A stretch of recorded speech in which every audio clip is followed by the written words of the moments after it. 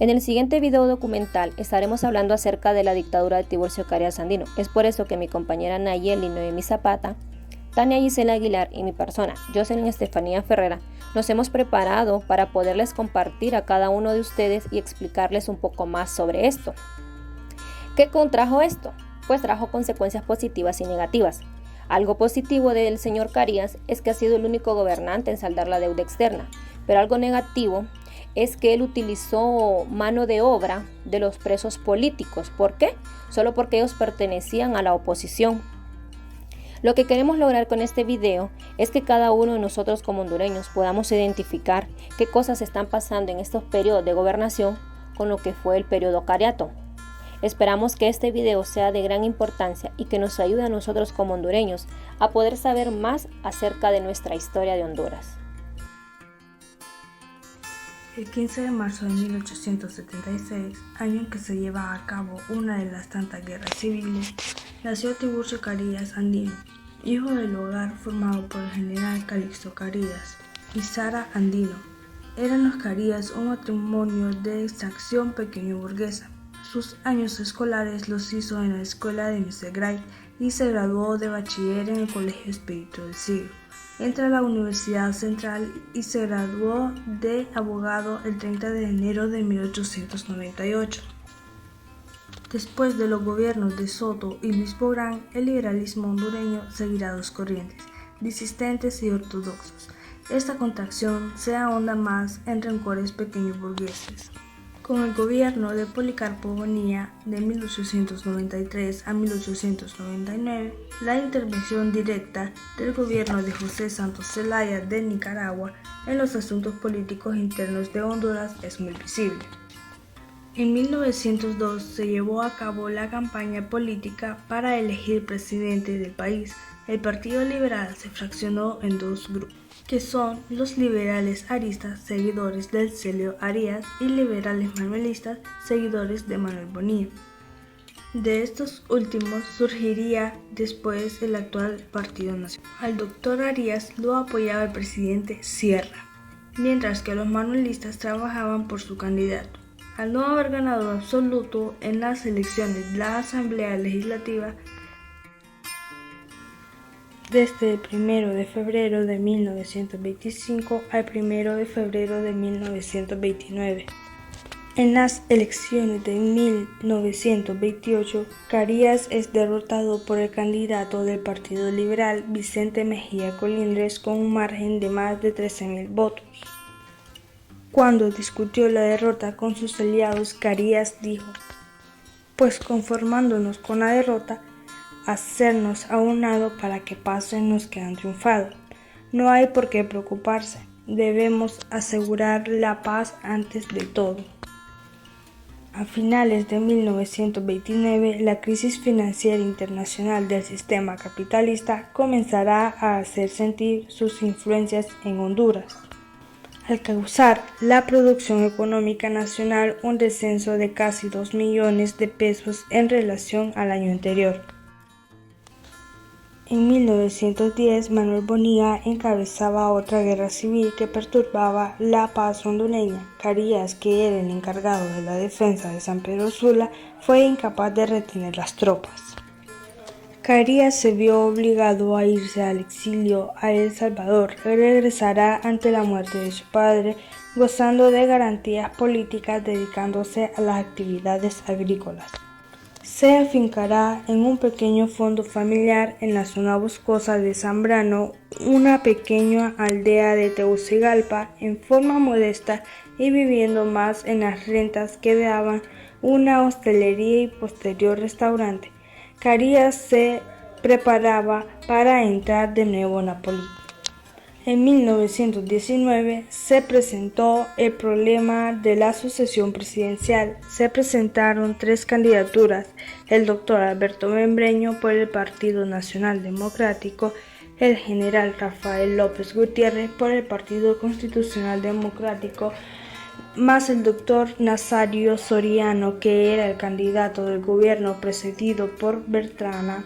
Ya que Carías se había mantenido un poco alejado de la política nacional, va a participar nuevamente en el debate uniéndose a las filas de Membreño. Con la muerte del doctor Alberto Membreño, Tiburcio Carías pasa a ocupar la dirección general del Partido Nacional, al mismo tiempo que es nombrado candidato a la presidencia de la República para las elecciones de 1923. El resultado, según la Constitución de la República vigente, no significaba mayoría absoluta en favor de ninguno de los candidatos, por lo que debía ser el Congreso Nacional quien eligiera al presidente. Esta situación la aprovecha López Gutiérrez para decretar el estado de sitio y proclamarse dictador el 16 de diciembre de 1923. Desde abril de 1924, el general Vicente Tosta asume la presidencia con carácter provisional, convoca a la constituyente, quien creará la 9ª Constitución hondureña y delegó el poder ejecutivo de Tosta. En este nuevo régimen, Tiburcio Carías será nombrado ministro de Gobernación y Justicia. En diciembre de este mismo año se realizan elecciones presidenciales. La Convención del Partido Nacional proclama como su candidato al doctor Miguel Paz Barahona, médico pequeño burgués de provincia, quien los comicios, surgiendo como presidente constitucional desde el 1 de enero. Debemos analizar y conocer la llegada del capital norteamericano, que en gran escala se manifiesta con el surgimiento de una economía del enclave bananero. ¿Qué es el enclave bananero? Es una zona inscrita en un territorio de un país controlado por otro, de un estado dentro de un estado. Poco a poco el banano se fue oficializando y mayores cantidades de agricultores comenzaron a depender del cultivo y la venta de fruta. El aumento del volumen de las exportaciones, la aparición del transporte con refrigeración, la expansión del mercado consumidor de Estados Unidos hicieron rentable el negocio del banano y facilitaron que los compradores ahora se transformaran en plantadores directos. Carías fue desde muy entrada su carrera política. Fue el hombre escogido por la United. El continuismo de Carías. En la historia política de Honduras encontramos varios periodos en los que nuestros gobernantes han estado reacios a abandonar el poder cuando su mandato presidencial ha tocado su fin. Es como si de repente la silla presidencial se negara a soltar a sus sedentes. Si esto fuera así, hubiéramos tenido presidente para rato. Sin embargo, son otras las motivaciones que han originado el continuismo de Medina, Manuel Bonilla, Tiburcio Carías y otros. La Constitución política, que fue emitida el 28 de septiembre de 1865, actuaba como una especie de camisa de fuerza para José María Medina, 1864-1872, ya que contemplaba el rígido principio de la no reelección presidencial y de la alternabilidad.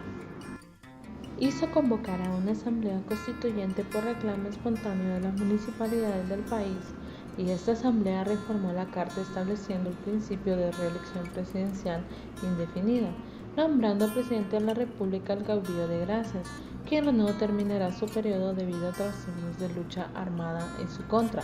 Por su parte, Manuel Bonilla, en 1904, después de su primer año de gobierno electo bajo la vigencia de la Constitución de 1894, la que consideraban también la no reelección presidencial, disolvió el Congreso, encarceló a los diputados e hizo dar otra constitución que permitiría la reelección.